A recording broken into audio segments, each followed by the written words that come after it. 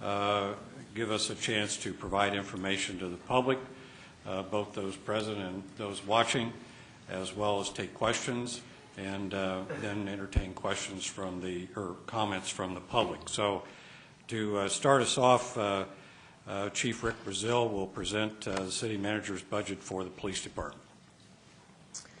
Mayor, members of council, Rick Brazil, your police chief. Our core mission and how we adapted and cut our budget is that we continue to focus on answering 911 calls. If we fail to answer the 911 calls, we failed as a city, and that we have enough resources on the street to respond in the cases of emergency, both from the community and from officers out there in the field.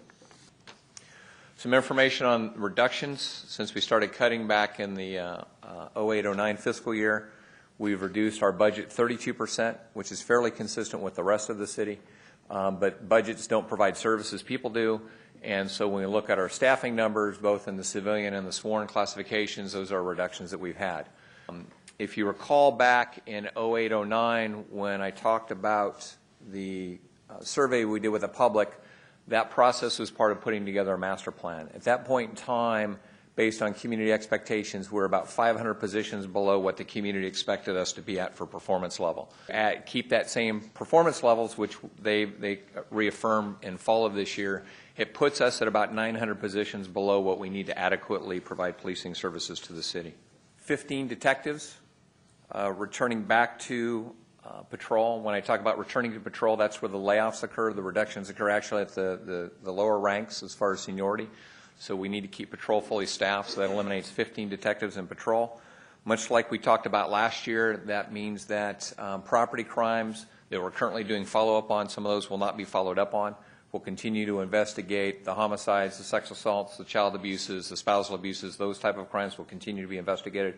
What we won't be able to do is do that extra investigative follow-up on most of our property crimes. The big problem that we're looking at now is realignment. We're at the front end of figuring out what happens with the prisoners who are being pushed back onto the counties. And so that is kind of a work in progress.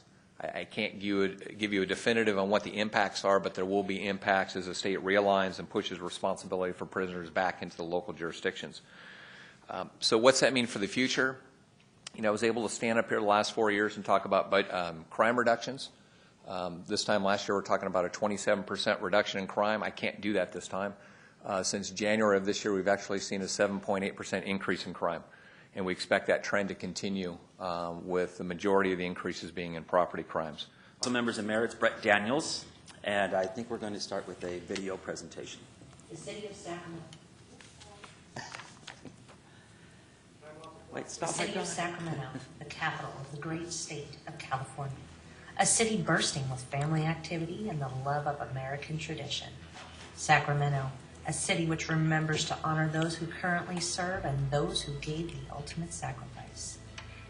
Sacramento, the city for all Californians to exercise their rights to peaceably assemble, and a city for parents to send their children on field trips in order to learn our golden history and see the price of our freedom.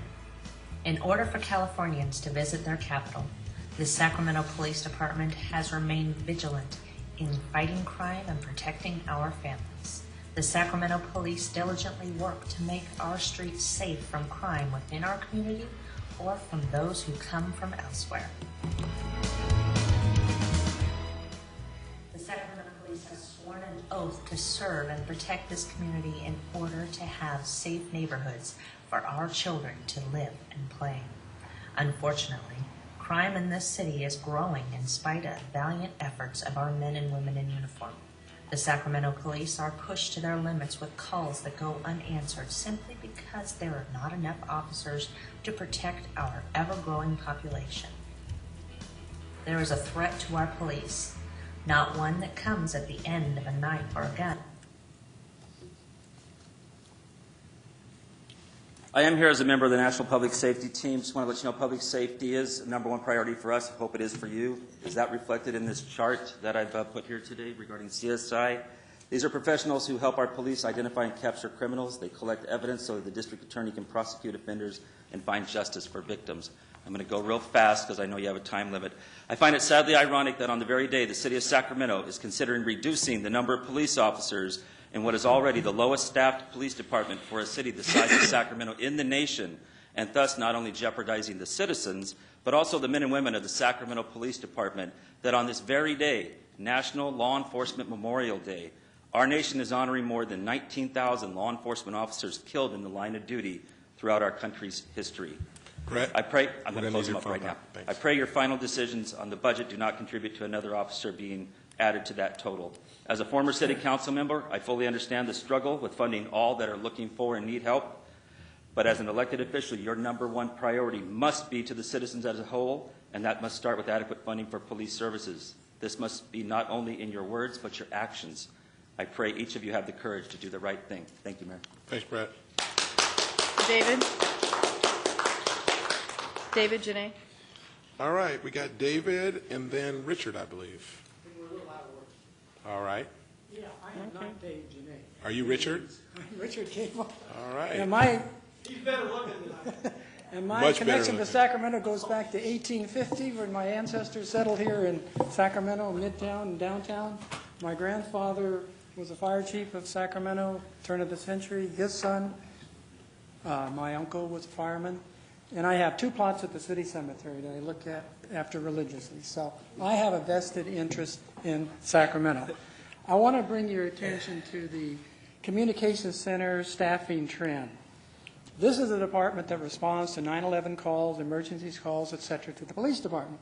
And as you can see, from 2007 to 2012, there's been a reduction each year in the number of people working in that department. The last figures I have are from 2010. 700,000 calls were made into that department. That's a lot of calls. What's troubling to me, though, is 18,000 calls to 9/11 were never completed. In other words, someone got disconnected, they dropped the phone, got to the wrong department, and I think that's a worry.